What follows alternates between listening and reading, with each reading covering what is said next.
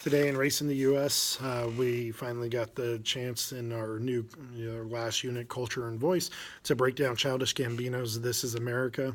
If you're unfamiliar with this song and more, I think even more importantly, the music video itself, this is a critical piece of art that's come out that I think is worthy of some deep analysis as it tackles a lot of the issues of gun violence in our society as a whole, but more for what's happening in Black communities.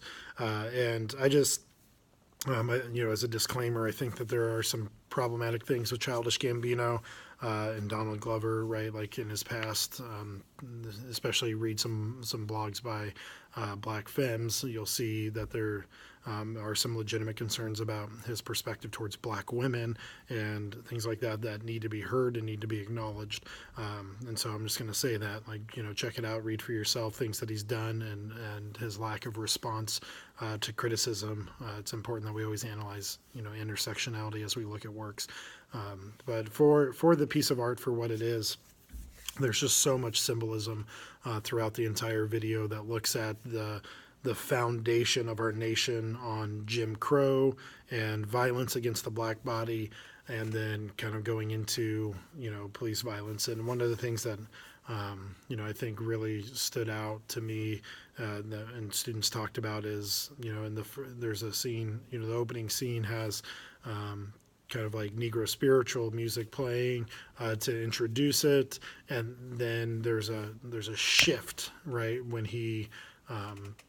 it transfers over to kind of the rap portion of the song, trap music, and then he shoots a person on screen, and the person that gets shot on screen is Trayvon Martin's father, I understand. And we talked about kind of the significance of, although there had been police shootings and there had been extrajudicial killings of Black people before Trayvon Martin, that Trayvon Martin really represents a watershed moment in our history when this started becoming more of a public dialogue and more prevalent, and as far as what was out in the media, and a greater topic of conversation for us as a nation. And so it's interesting that the transition from the music, the two different types of music in the music video, is also the transition that our nation had, right, related to Trayvon Martin. And so that's powerful. The whole symbolism of the gun receiving like this special treatment, getting a red velvet cloth being placed on it and being carefully taken away compared to bodies just being dragged away was a powerful example too of how our nation treats violence and mass shootings, and how it seems that America will protect guns over the lives of people that are lost in these tragic cases. So it was a really good conversation with the students. Of course, they love, having a very modern connection and getting to apply the different things that we've learned about the history of race in the U.S. and the societal, the way society is today.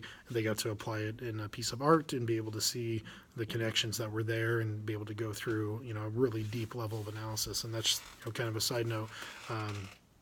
That is as complex a piece of literature as anything that they're going to analyze in any class, right? History or English or anything like that. That is a very complex piece of literacy.